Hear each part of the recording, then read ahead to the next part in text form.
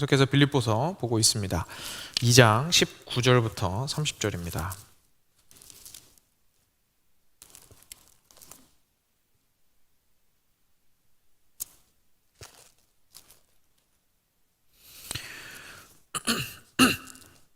네, 한 320페이지 정도에 있는데요. 19절부터 30절 말씀을 같이 교독하겠습니다. 제가 먼저 한 절 읽고 여러분 한 절 읽어주시기 바랍니다. 내가 디모데를 속히 너희에게 보내기를 주 안에서 바람은 너희의 사정을 알므로 안위를 받으려 함이니 이는 뜻을 같이하여 너희 사정을 진실히 생각할 자가 이밖에 내게 없음이라. 그들이 다 자기 일을 구하고 그리스도 예수의 일을 구하지 아니하되 디모데의 연단을 너희가 안하니 자식이 아버지에게 함같이 나와 함께 복음을 위하여 수고하였느니라. 그러므로 내가 내 일이 어떻게 될지를 보아서 곧 이 사람을 보내기를 바라고 나도 속히 가게 될 것을 주 안에서 확신하노라. 그러나 에바브로디도를 너희에게 보내는 것이 필요한 줄로 생각하노니 그는 나의 형제요 함께 수고하고 함께 군사된 자요 너희 사자로 내가 쓸 것을 돕는 자라. 그가 너희 무리를 간절히 사모하고 자기가 병든 것을 너희가 들은 줄을 알고 심히 근심한지라. 그가 병들어 죽게 되었으나 하나님이 그를 긍휼히 여기셨고 그뿐 아니라 또 나를 긍휼히 여기사 내 근심 위에 근심을 면하게 하셨느니라. 그러므로 내가 더욱 급히 그를 보낸 것은 너희로 그를 다시 보고 기뻐하게 하며 내 근심도 덜려 함이니라. 이러므로 너희가 주 안에서 모든 기쁨으로 그를 영접하고 또 이와 같은 자들을 존귀히 여기라. 그가 그리스도의 일을 위하여 죽기에 이르러도 자기 목숨을 돌보지 아니한 것은 나를 섬기는 너희의 일에 부족함을 채우려 함이니라. 아멘. 같이 기도하겠습니다. 이와 같은 자들을 존귀히 여기라. 그가 그리스도의 일을 위하여 죽기에 이르러도 자기 목숨을 돌보지 아니한 것은 나를 섬기는 너희의 일에 부족함을 채우려 함이니라. 사랑하는 주님, 우리 가운데 주께서 허락하신 많은 복음 사역자들이 있습니다. 저희가 그들을 향하여서 어떠한 마음을 가져야 하는지 오늘 말씀이 잘 이야기해 주시고 있습니다. 저희의 눈과 무엇보다 마음을 열어주시고 오늘 주께서 말씀을 통하여 우리에게 하시는 말씀이 참 진리로 받아들여지며 감사함으로 받아들여지게 하시고 이 가운데 함께 기뻐하며 한 마음으로 저희가 복음을 위하여 교회를 세워나가는 일에 힘쓸 수 있도록 하여 주시기를 간절히 간구드립니다. 오늘 말씀 가운데 우리가 깊이 있게 잠기며 주의 진리로 인하여 기뻐하기를 다시 한번 간구드리며 우리 주 예수 그리스도의 이름으로 기도드렸습니다. 아멘. 네, 빌립보서 계속 보고 있습니다. 오늘은 2장 19절부터 30절 까지 본문을 가지고 복음 사역자들을 존귀히 여기라 라는 제목으로 같이 말씀 나누겠습니다. 이제까지 저희 말씀 보면서요, 복음에 합당한 삶을 살으라 고 우리 빌립보 성도들한테 권면하는 사도 바울의 목소리를 들었습니다. 그 복음에 합당하게 살으라라는 그 말씀은 또 다른 표현으로 해보자면 그리스도를 존귀하게 여기는 삶을 살라라는 것이었고, 그 그리스도를 존귀하게 여기는 삶은 다름 아니라 막 자기 영광을 드러내는 삶이 아니라 갈수록 낮아지고 예수님을 닮아서 온전히 순종하고 섬기며 겸손함으로 살아가는 삶이다라는 것을 제가 좀 살펴볼 수가 있었습니다. 우리 모두한테 주신 메시지입니다. 우리가 그리스도인이라면, 우리가 어떤 특별한 직분을 가지고 있거나 뭐 신앙의 연수가 차거나 이런 것이 아니라 우리가 그리스도인이라면 하나님께서 우리한테 주신 삶의 모습이었습니다. 다시 한번 말씀드리지만 어떤 특정한 기준이 있어서, 그리고 절대로 도달하지 못할 것 같은 기준과 같이 느껴져서 우리한테 주눅 들고 나는 별 볼 일 없는 사람이구나, 나는 심지어 예수님 믿을 자격도 없는 사람이구나 라고 하라고 이 말씀을 하신 게 아니었죠. 저희가 어디에 있든지 각자 있는 위치에서 그 길 위에서, 그리스도를 따라가는 그 길 위에서 한 걸음씩 한 걸음씩 자기 인생 가운데에서 그 길을 포기하지 말고 계속 걸어가라는 말씀이었다라는 것을 저희가 좀 살펴볼 수 있었습니다. 그러니까 우리 모두에게 주신 말씀이죠. 그런데 저희가요, 실제 현실을 바라보게 되면 좀 구체적으로 상황을 볼 때에 교회 안에서 실제 특별하게 자기 인생을 완전히 하나님의 교회를 세우기 위하여, 그리고 하나님의 복음을 위한 일을 위해서 드린 사람들이 있습니다. 그렇죠? 모든 사람이 동일한 가치를 하나님 앞에서 가지고요, 모든 사람이 동일하게 하나님의 자녀이고 동일하게 사랑스럽고 귀하지만 그 일의 기능에 있어서 자기의 인생의 대부분의 시간과 대부분의 에너지를 실제로 하나님의 말씀을 전하는 데 쓰고, 그리고 교회를 세우는 데 사용하고, 그리고 모든 일들을 거기에 집중하여서 역량을 집중하는 사람들이 분명히 있습니다. 오늘 먼저 보고 있는 사람은 아무래도 사도 바울이 가장 눈에 띕니다. 그렇죠? 사도 바울 본인이 그런 삶을 살았습니다. 사도 바울만 있었던 것이 아닙니다. 오늘 말씀에서 두 인물이 이름을 언급하면서 구체적으로 우리에게 소개가 되고 있습니다. 첫 번째 사람은 우리가 익숙한 이름인데 디모데고요. 두 번째는 에바브로디도라는 조금 익숙하지 않으실 수도 있는 사람입니다. 오늘은 이 두 인물에 대해서 좀 살펴볼 겁니다. 그리고 사도 바울이 어떻게 이 디모데와 에바브로디도를 이야기했는지를 통해서 우리가 29절에서 이야기하고 있는 이와 같은 이들을 존귀히 여기라 라고 하시는 그 말씀의 뜻에 대해서 저희가 조금 더 깊이 있게 살펴볼 수 있도록 하겠습니다. 이것이 그냥 단순하게 어떤 특정한 부류의 사람을 어떻게 대하라라는 문제가 아니기 때문에 따로 시간을 들여서 이 말씀을 알 이유가 있습니다. 이렇게 복음 사역자들을 향하여서 존귀히 여겨야 하는 이유는 무엇보다도 우리의 마음이 그리스도를 향하고 있다면 그것이 마땅히 그렇게 연결이 되기 때문에 그렇습니다.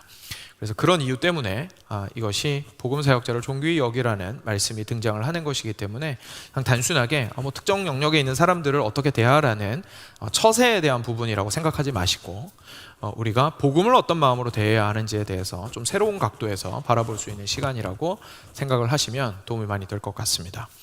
그러면 먼저 디모데를 살펴보고 그 다음에 에바브로디도에 대해서 좀 같이 보도록 하겠습니다.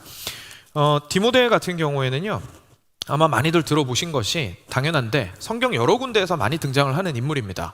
실제 디모데의 목소리는 저희가 들을 수가 없습니다. 뭐 베드로라든지 뭐 하다못해 빌립이라든지 그리고 당연히 사도 바울이라든지 이런 인물들은 본인들이 실제 목소리를 내고 있습니다. 근데 디모데는 그런 건 안 들리죠. 근데 디모데의 이름은 이곳저곳에서 굉장히 많이 등장을 하고 있습니다. 심지어 사도 바울이 편지를 쓸 때 디모데 이름을 같이 넣습니다. 그렇죠? 그러니까 디모데가 그냥 단순히 여러 제자 중에 한 명이었다기보다 바울과 가장 가까이에서 함께 사역을 했던 인물이고 실제로 성경을 바울과 함께 쓴 적도 있다는 것을 저희가 알게 됩니다. 모든 사역에 동참을 했던 사람이죠. 제일 먼저 등장하는 건 사도행전 16장입니다. 사도행전 16장에 이렇게 나옵니다. 제가 읽어드릴게요. 바울이 더베와 루스드라에도 이름해 거기 디모데라 하는 제자가 있으니 그 어머니는 믿는 유대 여자요 아버지는 헬라인이라.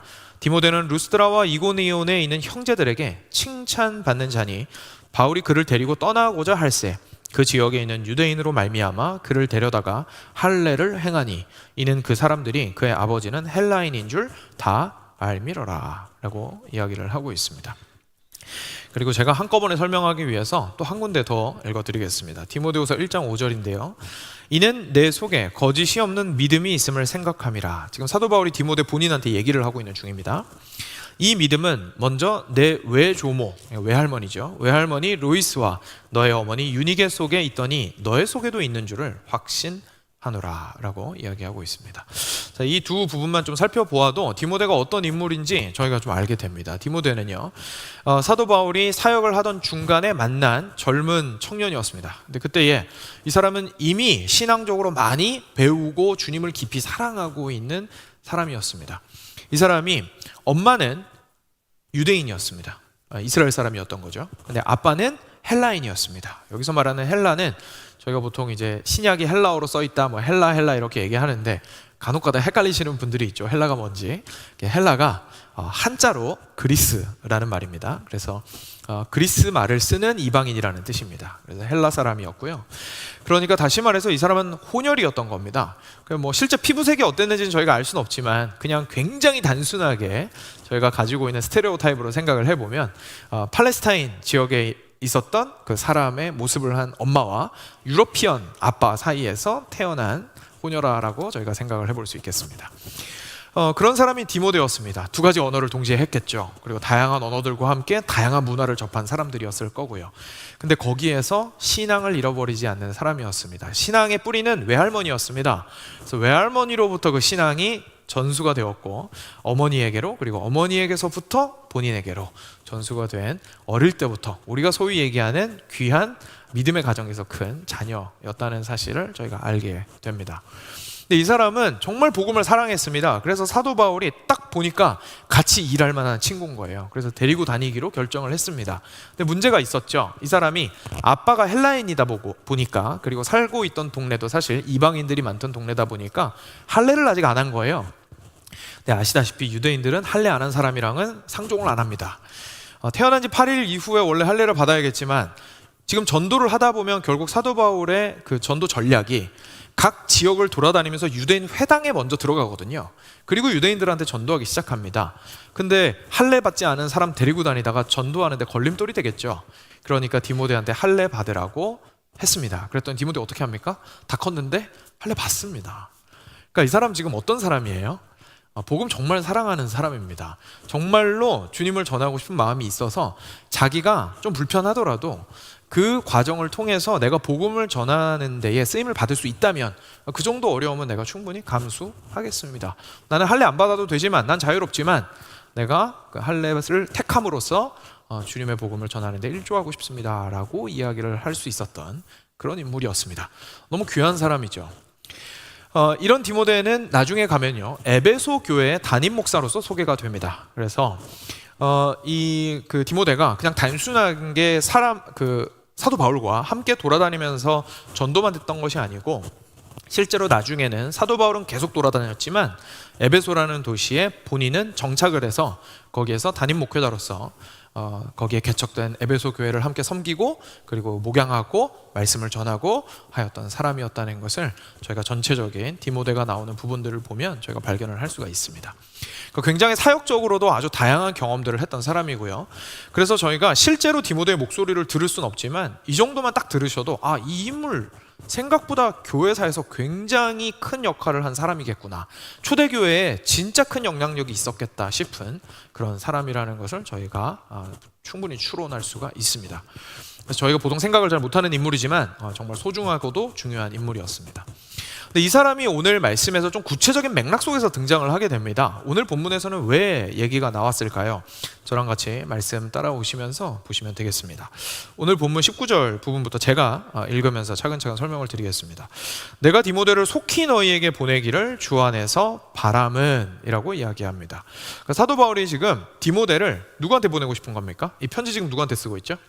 빌립보 교회에 쓰고 있습니다. 그렇죠? 그러니까 빌립보 교회한테 자기랑 함께 있는 디모데를 빨리 보내고 싶은 겁니다. 그래서 너무 보내고 싶은데 이유가 뭐냐면 너희의 사정을 알므로 안위를 받으려 합니다 라고 이야기합니다. 무슨 얘기냐면 사도 바울이 빌립보 교회의 상황을 알고 싶은 거예요. 빌립보 교회가 영적으로 잘 성장을 하고 있는지, 그동안 있었던 어려움들은 잘 이겨내고 있는지, 빌립보서 1장에서 우리가 봤던 것처럼 사도 바울을 막 이렇게 괴롭히기 위해서 복음을 열심히 전하는 사람들도 있었잖아요.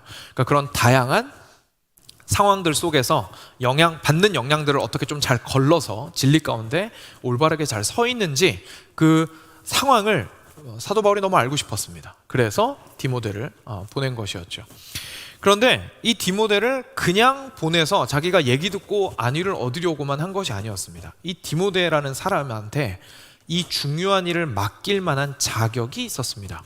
근데 그 자격이 뭐였냐면 20절을 보시면요, 이렇게 되어 있습니다. 이는 뜻을 같이하여 너희 사정을 진실히 생각할 자가 이밖에 내게 없음이라. 그러니까 무슨 말입니까?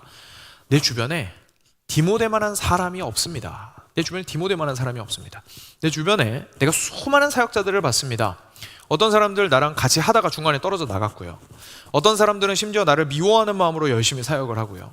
어떤 사람들은 물론 충성되게 함께 합니다. 그런데 솔직하게 말해서 그 가운데에서 뜻을 같이하여, 나와 함께 마음을 같이하여 한 마음으로 너희의 사정을 진실하게 생각할 사람은 나밖에 없습니다. 왜냐하면 디모데밖에 없습니다.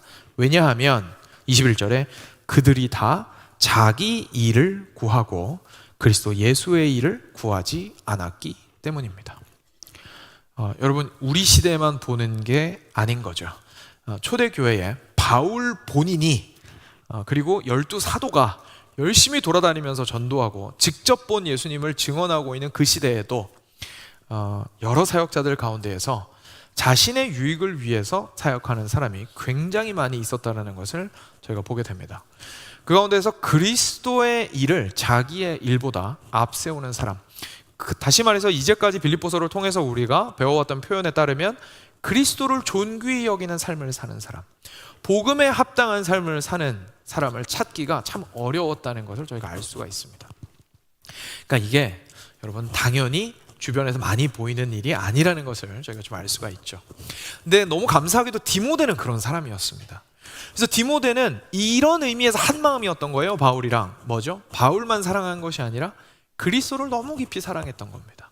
그리스도의 복음을 위해서 자기 인생을 드리고자 했던 겁니다. 그리스도의 영광을 추구하고 싶었던 것이고 그리스도만을 존귀히 여기고 싶었던 겁니다. 그 마음에서 스파크가 튀겼습니다. 그래서 사도 바울과 함께 한 마음으로 그 일들을 감당할 수가 있었던 것이고, 사도 바울은 이 중요한 일, 나의 마음을 빌립보 교회에 전달하고 그리고 빌립보 교회의 상황을 내가 마치 내 눈이 거기 가 있는 것처럼, 내 마음이 거기 가 있는 것처럼 나 대신 보고 느끼고 돌아와서 내가 갔을 때에 봤을 것들을 나한테 알려주고, 내가 갔을 때 중요하게 여겼을 것들을 나한테 전달해주고, 내 마음이 안타까워할 것들에 대해서 동일하게 안타까워하며 나한테 전달해줄, 그리고 내가 기뻐할 문제에 대해서 똑같이 기뻐하고 나한테 전달해줄 사람, 바로 디모데밖에 없습니다 라고 우리한테 이야기한 것을 저희가 보게 되죠.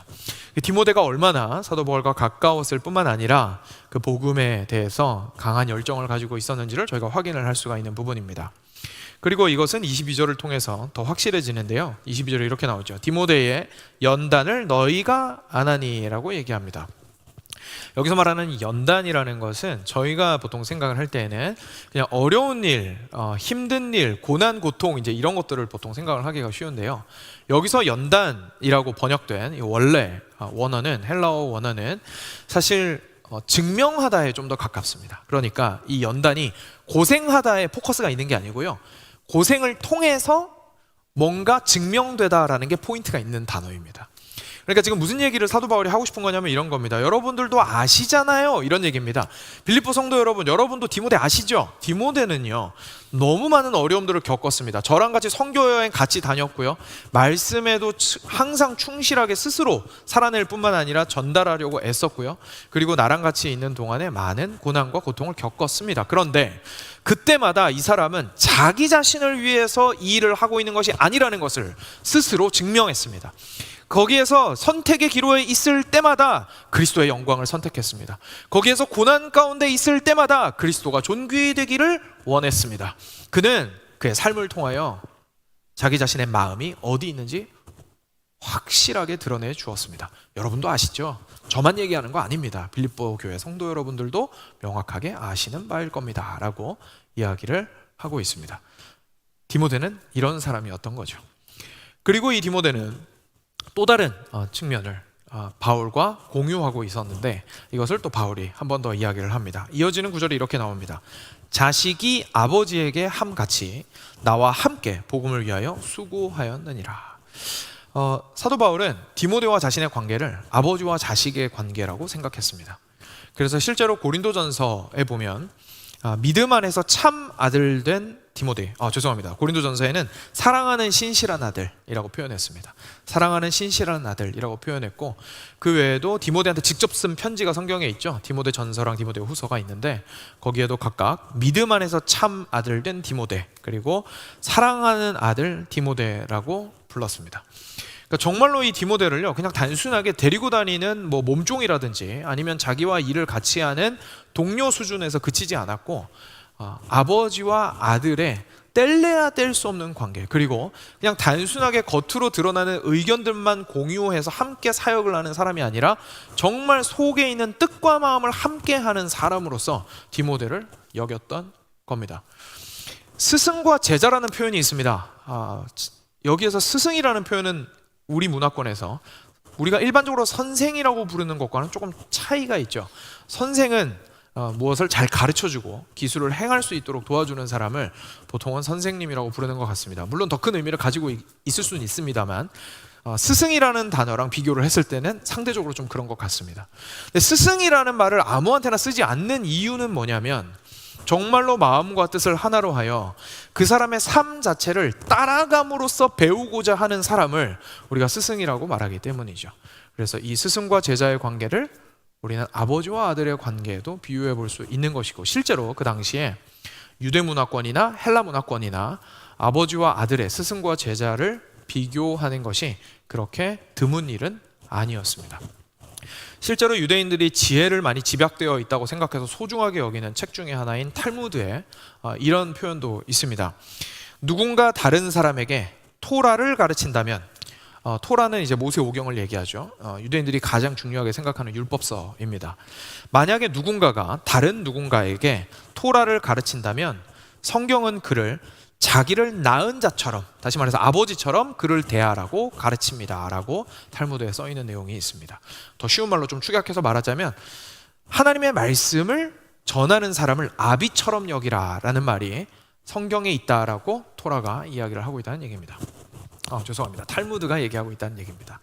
이런 것처럼 우리가 성경에서나 그리고 성경 바깥에서나 문화적으로나 스승과 제자의 관계를 아버지와 아들의 관계로 이렇게 비유하는 것들을 많이 볼 수가 있고, 실제 디모데가 바울을 그렇게 따랐고, 그리고 바울이 디모데를 그런 제자로 여겼다는 것을 저희가 알 수가 있죠.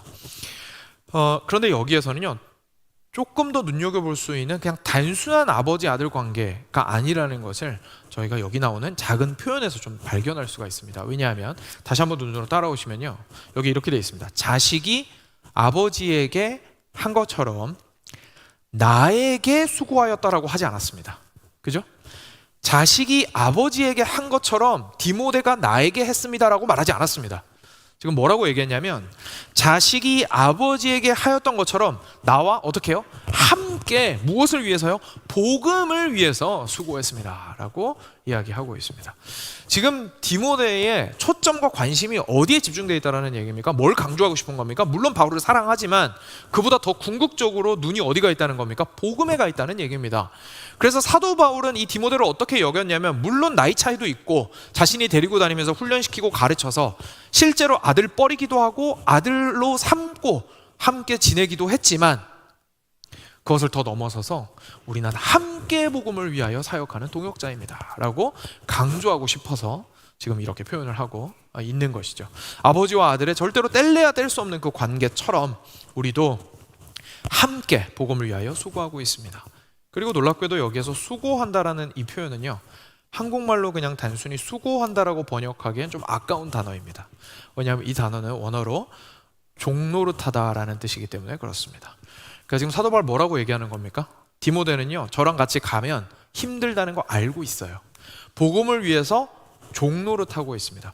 하나님을 주인 삼아서 이 종노릇하는 삶이 얼마나 어려운지 모릅니다. 쉽지가 않습니다. 그런데 이 멍에를 나랑 같이 메고 있는 사람입니다. 그래서 나는 디모데를 믿습니다. 믿을 만한 사람이어서 나와 마음을 함께 하기에 여러분들한테 보낼 거고요, 그리고 여러분들의 소식을 내가 그를 통하여 듣기를 원합니다 라고 이야기했던 것이 디모데였습니다. 놀라운 사람이죠. 그래서 너무 당연하죠. 23절과 24절 마지막 부분에, 그러므로 내가 나의 일이 어떻게 될지를 보아서, 다시 말해서 상황 좀 보고 뭐 이런 뜻이죠. 상황을 좀 봐서 곧 이 사람을, 디모데를 여러분들한테 보내기를 바라고 나 또한 속히 가게 될 것을 주님 안에서 내가 확신합니다 라고 이야기를 하고 있습니다. 여기까지가 디모데에 관련된 이야기입니다. 우리는 디모데가 얼마나 복음을 깊이 사랑하였는지를, 이 사람이 바울과 얼마나 딱 붙어서 사역했는지를 통해서 알 수가 있습니다. 바울을 어떻게 대했는지를 통해서 우리가 디모데가 얼마나 그리스도를 사랑했고 그리스도만을 존귀히 여기기 원했는지를 엿볼 수가 있는 것이죠. 좀 더 깊은 얘기는 에바브로디도 상황을 좀 살펴보고 나서 한꺼번에 생각해 보기로 하겠습니다. 자, 그럼 에바브로디도입니다. 25절부터 28절 말씀을 역시 제가 찬찬히 설명을 드리도록 하겠습니다. 처음에 이렇게 나오죠. 그러나 에바브로디도를 너희에게 보내는 것이 필요한 줄로 생각하노니 라고 얘기합니다. 에바브로디도는 빌립보서 에서만 등장을 하기 때문에 아마 좀 익숙하지 않으신 분들도 있을 겁니다. 그렇지만 그래서 디모데만큼 이렇게 풍성한 이야기를 저희가 알 수는 없지만, 그럼에도 불구하고 여기 오늘 본문과 그리고 에베소서 4장에서 또 잠깐 언급이 되는데, 두 가지를 통해서 바울의 사역에서 얼마나 중요한 위치에 있었던 사람인지를 저희가 볼 수가 있습니다. 에바브로디도가 어떤 사람인지 보면 그 다음에 바울이 이렇게 얘기합니다. 에바브로디도는 나한테 형제입니다. 그리고 함께 수고하고 함께 군사된 자입니다 라고 얘기합니다. 에바브로디도에 대해서도 심상치 않은 표현들을 하고 있죠. 이 사람은 정말로 나와 함께하는 동역자이고 그리고 형제입니다. 함께 수고하고 애쓰는 자입니다. 그리고 이 사람은 나와 함께 군사된 자입니다. 저희가 이제 군대를 갔다 오시거나 아니면 군대의 경험이 뭐 미국이든 한국이든 있으신 분들은 이 전우라는 개념에 대해서 아마 좀 알고 계실 겁니다. 아니면 군대 관련된 뭐 책이나 영화 같은 거 좋아하시면 또 간접적으로나마 아실 수 있을 건데요. 전우라는 개념은요, 그냥 밥 같이 먹고 항상 같이 자고 얘기도 제일 많이 해서 많이 친한 사람을 뜻하는 게 아닙니다. 여러분, 전우가 왜 그렇게 끈끈할까요? 그리고 이 전우 간의 관계가 끈끈한 것이 군대 안에서도 막 네이비실 같은, 그죠? 굉장히 극악한 상황에서 작전을 하는 그 집단에 더 끈끈하거든요. 왜 그럴까요? 왜냐하면 서로가 서로의 생명을 담보해주고 있기 때문에 그렇습니다. 이 친구가 내 등을 안 봐주면 나 죽거든요. 그리고 내가 이 친구 안 봐주면 얘가 죽습니다. 그리고 둘 중에 한 명이 죽으면 둘 다 죽는 것은 시간 문제입니다. 모두가 살기 위해서 상대방의 생명을 내 생명처럼 여겨야 하는 것이 전우애입니다. 함부로 쓸 수 있는 말이 아닙니다. 사실 전쟁에 나가서 정말로 내 목숨을 저 사람에게 맡길 수 있고 저 사람의 목숨을 내가 책임져 줄 수 있는 관계가 전우애라는 말 속에 담겨진 의미이죠. 근데 지금 사도 바울이 뭐라고 얘기합니까? 에바브로디도는요, 그런 그리스도 안에서 같이 군사된 자입니다. 제 전우입니다. 전쟁터에서 함께 생명을 서로 맡기는 사이입니다 라고 이야기를 하고 있는 겁니다. 두 사람의 마음이 얼마나 맞고 얼마나 끈끈하며 이 힘든 길을 함께 가고자 하는지를 저희가 확인을 할 수가 있습니다. 그리고 나서 에바브로디도를 뭐라고 표현하냐면 너희 사자라고 표현하고 있습니다. 그렇죠? 너희 사자로 내가 쓸 것을 돕는 자라고 얘기하고 있는데요. 이게 이제 에바브로디도의 조금 특별한 이야기를 담고 있는 부분입니다. 4장으로 가면 빌립보서 4장 저희가 이제 언젠가 가게 될 텐데 그때도 나오게 될 때지만 에바브로디도가 원래 빌립보 교회 성도였습니다.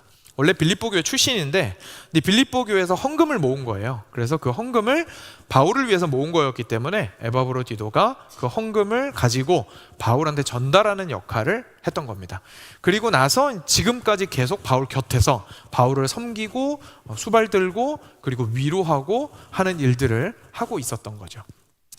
그러니까 이 사람이 얼마나 극률한 마음이 있고 또한 신실한 사람인지를 저희가 알 수 있습니다. 현대시대에는 사람한테 그렇게 뭔가 중요한 물건이나 돈을 맡길 일이 많지가 않습니다. 그렇죠? 뭐 간혹 가다가 그런 일이 있는지는 모르겠습니다만 저희는 뭐 은행으로 바로 쏠 수도 있고요. 할 수 있으니까 보통 그렇지 않습니다. 그리고 저희가 택배기사한테 그냥 물건만 잘 전달해주면 됐지 택배기사한테 저희의 믿음을 주지는 않습니다. 그렇죠? 저희가 막 이렇게 서로 인격적인 관계를 가지지는 않죠. 근데 이 당시에는 그렇지 않았죠. 이런 중요한 일을 위하여서 돈을 전달하고 그리고 중요한 관계 중간에서 브릿지 역할을 하는 사람들은 정말로 목숨을 걸고 그 일을 했고 그리고 나를 보낸 사람의 믿음을 저쪽으로 실어 보내주고 그리고 저쪽의 이야기를 있는 그대로 전달해주는 마음을 전달하는 역할을 하였던 것이 중간에 메신저 역할을 하는 사람들이었습니다. 에바브로디도도 그렇고 디모데도 그렇고 그런 것이 가능한 사람들이었던 겁니다. 참 충성된 사람이었고 막 자기 멋대로 상황을 판단하는 사람이 아니었고 맡은 일들을 성실하게 감당하는 사람이었고 그리고 그 교회의 사랑의 마음을 바울에게 그리고 바울의 사랑의 마음을 교회에게 전달해 줄 수 있을 만한 사람들이었다는 것을 저희가 보게 됩니다. 믿을 만한 사람 찾기 힘들잖아요. 에바브로디도도 그렇고 디모데도 그렇고 얼마나 찾아보기 쉽지 않았던 그래서 참 소중했던 사람이라는 사실을 저희가 보게 됩니다. 근데 이 사람한테 안타까운 일이 발생을 했습니다. 27절에 보시면 그가 병들어 죽게 되었으나 라고 얘기합니다. 이 사람이 아팠어요. 바울이랑 같이 있는 동안에. 그러니까 얼마나 마음이 아프겠습니까? 그러니까 본인도 타지에 있는 거예요. 지금 객지에 있는데 그리고 감옥에 갇힌 사람 지금 수발 들고 있는데 본인이 아프기 시작한 겁니다. 이거 너 얼마나 힘든 상황입니까? 그런데 26절을 보니까 이 사람이 자기가 아팠을 때 걱정은 딴 데 있었습니다. 이 사람이 뭘 걱정을 했냐면 그가 너희 무리를 간절히 사모하고 다시 말해서 모교회 성도들이 너무 그리운 거예요. 이 사람이 이제 객지에서 바울과 함께하면서 아프면서 근데 그때에 어떤 걱정이 있었냐면 자기가 병든 것을 너희가 들은 줄을 알고 심히 근심한지라. 이 사람 지금 객지에 와서 너무 서럽게 아프고 있는데 그것 때문에 힘든 게 아니고 이 사람 마음에 뭐 때문에 힘들어요? 우리 모교회 사람들이 내가 아프다는 소식을 숨기려고 했는데 들은 거예요. 그러니까 내가 아프다는 소식을 듣고 그 사람들이 얼마나 걱정할까, 너무 걱정이 됐던 겁니다. 근데 참 감사하게도 27절에 하나님이 에바브로디도를 긍휼히 여기셨고, 그뿐 아니라 또 나를, 바울을 긍휼히 여기셔서 나의 근심 위에, 내가 지금 감옥에 갇혀 있는 것도 근심인데 이 근심 위에 에바브로디도까지 죽게 생긴 이 근심을 면하게 해 주셨습니다. 너무 감사하게도 하나님께서 놀랍게 에바브로디도를 살려주신 겁니다. 에바브로디도 마음이 이제 어떨까요? 더 타는 거죠. 왜요? 빌립보 성도들은 아직까지 내가 나은지 모르고 걱정하고 있을 거 아닙니까? 그렇죠? 근데 뭐 전화할 수도 없고 페이스타임 할 수도 없잖아요. 그러니까 얼른 가서 좋은 소식을 전해주고 싶은 마음이 가득한 거죠. 그러니까 사도 바울이 뭐라고 얘기하는 겁니까? 에바브로디도가 여러분들한테 갔으면 좋겠습니다. 그래서 내가 더욱 급히, 28절입니다. 그를 보낸 것은 너희로 그를 다시 보고 기뻐하게 하며, 죽었다가 살아났고, 그죠? 멀리 있어서 상황을 몰라서 안절부절 못하고 있었던 형제가 돌아왔으니 얼마나 기쁘겠어요. 그래서 그를 다시 보고 기쁘게 하고 내 근심도 좀 덜려고 함이니라. 나도 옆에서 에바브로디도 보고 있는 것이 영 마음이 편치 않다. 그러니까 얼른 가서 함께 그런 시간을 보냈으면 좋겠다라고 얘기하시는 거죠. 여기까지가 이제 에바브로디도의 이야기입니다. 디모데와 에바브로디도 두 사람 모두에게서 발견되는 공통점이 있습니다. 두 사람 모두 사도 바울이 빌립보 교회 성도들한테 1장과 2장을 통하여서 권면하였듯이 참 복음에 합당한 사람, 삶을 사는 사람들, 그리고 그리스도만을 존귀하게 여기는 사람들이었다는 사실을 우리가 발견하게 됩니다. 그런데 그것이 어떻게 드러나는지를 우리가 좀 구체적인 상황 속에서 보게 되는 거죠. 이 사람들이 그리스도를 그렇게까지 사랑했기 때문에 이 사람들이 보여준 모습은 참 특별했습니다. 30절은 이렇게 말하고 있습니다. 그가 그리스도의 일을 위하여 죽기에 이르러도 자기 목숨을 돌보지 아니한 것은 나를 섬기는 너희의 일에 부족함을 채우려 함이니라. 그리스도의 일을 위해서 죽기에 이르러도 자기 목숨을 돌보지 않았다라는 건 예수님의 영광이 가장 존귀하게 드러나기를 가장 기뻐한 사람이었다라는 것을 뜻하고, 그리고 나를 섬기는 너희의 일에 부족함을 채우려 함이라 라는 말씀은 결국 그래서 그리스도를 존귀하게 여기기 위해서 교회를 섬기는 일에 함께 애썼던 동역자들입니다 라는 뜻이 되겠죠. 이것이 에바브로디도와 그리고 디모데의 모습이었습니다. 두 사람의 모습은 좀 다릅니다. 왜냐하면 디모데는 목사였습니다. 디모데는 확실히 목사였습니다. 그래서 순회 전도자로서 사역을 할 뿐만 아니라 에베소 교회 담임 목사로서 섬기던 사람이었고요. 에바브로디도는 같은 역할은 아니었던 것 같습니다. 만약에 같은 역할이었다면 좀 언급이 되지 않았을까 싶습니다. 어떤 직함을 가지고 있거나 교회 안에서 어떤 역할을 했는지는 알지 못하지만 확실한 것은 이 사람은 정말 주님을 사랑했던 사람이고, 그리고 그 일을 위해서 자신의 삶을 드리기를 아까워하지 않았던 사람이라는 것을 저희가 확인할 수가 있습니다. 그리고 사도 바울은 오늘 일했던 디모데와 에바브로디도를 29절에 이렇게 나옵니다. 29절 저희 한 목소리로 읽을까요? 같이 읽겠습니다. 시작. 이러므로 너희가 주 안에서 모든 기쁨으로 그를 영접하고 또 이와 같은 자들을 존귀히 여기라. 아멘. 그래서 사도 바울이 말합니다. 디모데와 에바브로디도와 같은 이 사람들을 여러분 존귀히 여기십시오. 복음을 위하여 자신의 인생을 드리고 그리스도를 존귀히 여기기 위하여 교회를 위해서 헌신하고 있는 이들을 함부로 대하지 말고 그들을 존귀히 여기십시오 라고 이야기를 하고 있다는 것을 저희가 확인하게 됩니다. 여기까지가 오늘의 말씀입니다. 여러분 어떤 것들이 좀 느껴지십니까?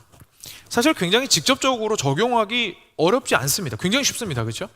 그냥 사역자들을 존귀히 여기라라는 한마디 말로 저희가 생각을 하고 좀 잘해드려야겠다. 그죠? 수고하는 사역자들에게 좀 잘해드려야겠다라고 적용할 수 있습니다. 그런데 사실 오늘 말씀이요, 진짜로 우리한테 하고자 하시는 말씀을 조금 한꺼풀 뒤편을 좀 한 번 더 봤으면 좋겠습니다. 왜냐하면 그냥 단순하게 복음 사역자들을 존귀히 여기라고 말씀하시는 것이 아니기 때문에 그렇습니다. 그래서 디모데와 에바브로디도에 대해서 이렇게 상세하게 살펴본 거죠. 이제까지 보셨듯이 이 두 사람을 존귀히 여기라는 이유는 사실 가장 먼저 무엇이었습니까? 이들이 그리스도 안에서 복음을 위한 삶에 한마음이 된 자들이었기 때문에 그렇습니다. 빌립보 교회 입장에서는 디모데를 보고 에바브로디도를 보고 다양한 관점을 가질 수 있었을 겁니다. 실제로 자기들과 함께 생활한 사람이 어떤 에바브로디도도 있지만 그렇지 않았던 디모데도 있으니까요. 그렇지만 이들은 기쁨으로 이런 모든 이들을 존귀히 여기라는 말씀을 명령으로 받습니다. 왜냐하면 그들이 만약에 복음을 위하여 한 마음을 가지고 있다면, 그 복음을 위하여 삶을 들인 이 디모데와 에바브로디도를 향해서도 동일한 마음으로 그들과 함께 기뻐하고 그들의 일을 존귀하게 여길 수밖에 없기 때문에 그렇습니다. 사랑하는 여러분, 우리한테 존귀히 여기라라는 명령 뒤편에 사실은 보이지 않는 질문이 하나 더 있는 겁니다. 그래서 우리 모두 우리 자신에게 질문해야 할 것은 사실 무엇이냐면, 나는 과연 복음 사역자들을 존귀하게 만드는 그 가치를 나도 존귀하다고 생각하고 있는가? 왜냐하면요, 사람은 상대방을 존귀히 여기기 위해서는 그 사람이 하는 일에 대해서 존귀하다고 같은 가치관을 가질 수 있어야 하기 때문에 그렇습니다. 그냥 단순히 잘해주는 거는요, 그 자체로도 소중한 겁니다. 그죠? 무시하지 않고 예의 바르게 할 뿐만 아니라 높여주고 존중하는 것은 너무 귀한 것입니다. 잘하는 것이죠. 그런데 그 일은 그 사람을 존귀하게 여기지 않아도 해줄 수 있습니다. 그냥 해야 되는 일이니까 밥 사줄 수 있습니다. 그렇죠? 해야 되는 일이니까 존중을 표현할 수 있습니다. 해야 되는 일이니까 잘해줄 수 있습니다. 그런데 그 사람이 하는 그 사역을 같은 마음을 가지고 있기 때문에, 같은 기쁨을 가지고 있을 때에는 그 사람을 단순히 그 사람에게 잘해주는 것이 아니라 그 사람을 존귀하게 여기게 됩니다. 왜냐하면 그 일이 참으로 존귀하기 때문에 그렇습니다.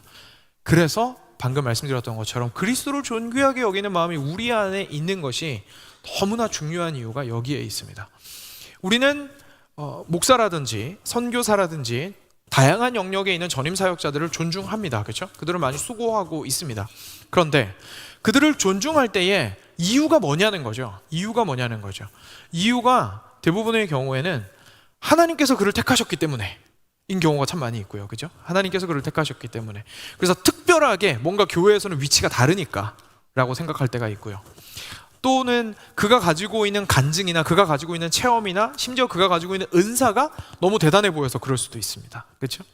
그런 다양한 이유들 때문에 그들을 존중하는데요, 사실은 실제 성경이 디모데와 에바브로디도를 우리에게 제시하시면서 귀히 여기라고 말씀하실 때 그런 얘기는 한마디도 없습니다. 바울이 디모데를 빌립보 교회에 소개할 때 좋은 설교자입니다라고 얘기하지 않았습니다. 그죠? 탁월한 말주변이 있는 사람입니다. 너무 성격이 좋습니다. 그리고 뛰어난 사람입니다. 가방끈이 깁니다. 라고 얘기하지 않았습니다.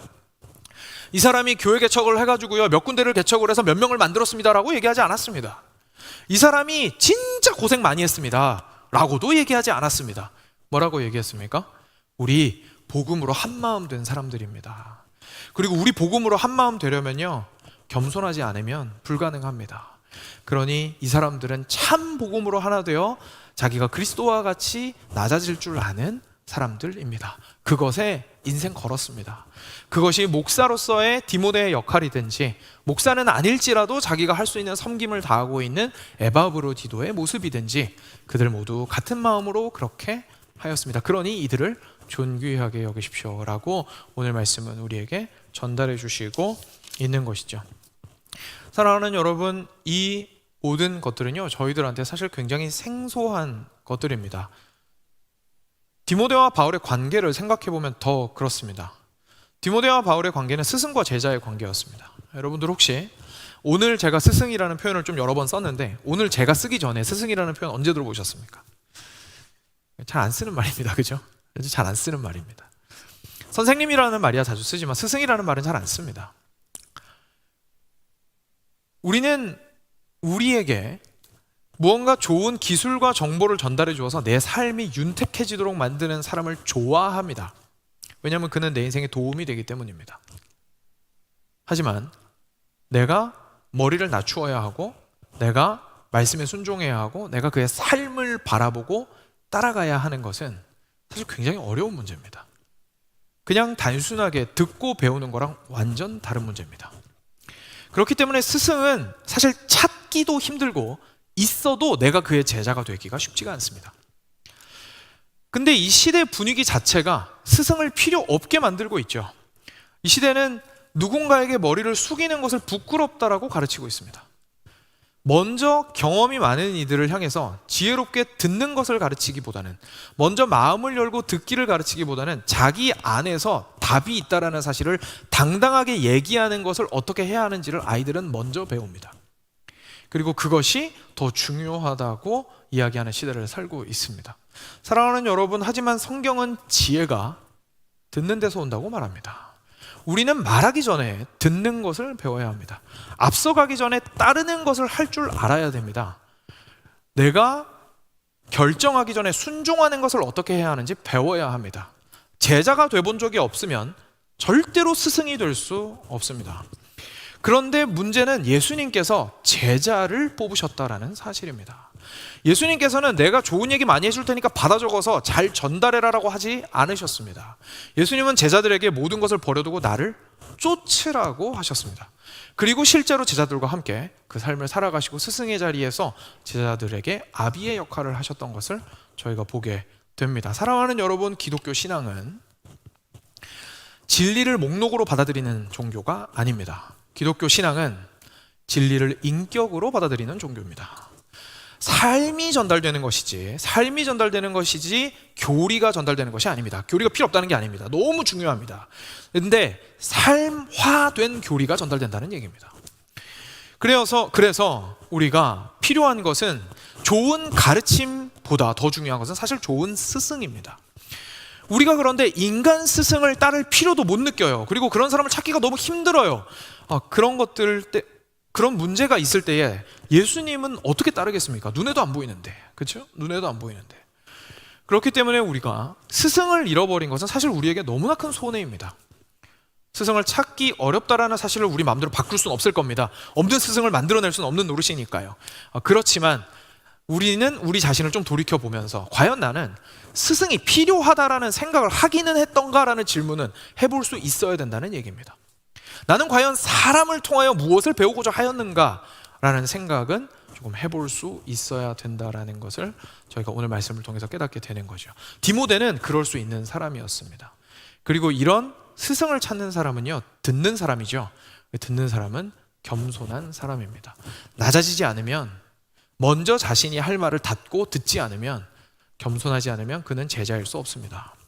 그러한 모습을 디모데가 참 보여주고 있었기 때문입니다.